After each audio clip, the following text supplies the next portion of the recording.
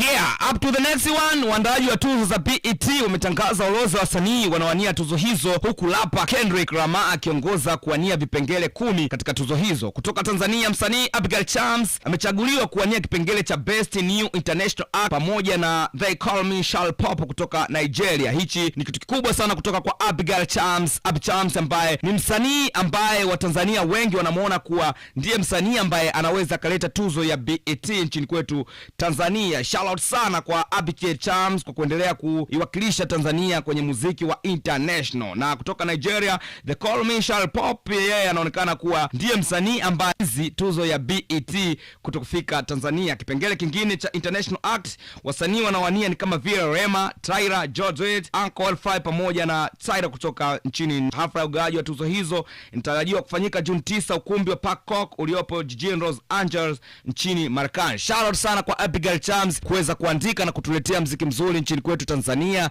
na hili ni jicho ambalo watu wengi wanaliangalia kama jicho ambalo linaweza likaleta BET. Amesema hivyo mtu mzima Master J katika hafla au katika interview ambayo ameifanya hivi karibuni, kuwa yeye anamuona Abigail Chams kama msanii ambaye anaweza kaenda sana international kama atapata management ambayo itakuwa ina support muziki wake wa international. Abigail Chams atakuwa msanii wa pili kama atashinda tuzo hiyo ya Best New International Act baada ya Rayvanny kuchukua tuzo hiyo akiwa ndani ya rebo ya WCB mwaka 2019. Abigail Chams atakuwa msanii pia wa kwanza wa kike kuingia katika kinyang'anyiro hicho cha Best New International Act. Shout out sana kwa Abigail Chams. Endelea kulike, kusubscribe pamoja na kushare channel yetu ya Mtawala TV, lakini pale mjini Instagram napatikana kama FocusBoy_TZ, Focus ya 4. Ukiingia pale ukasearch utakuwa umetisha sana. Ciao.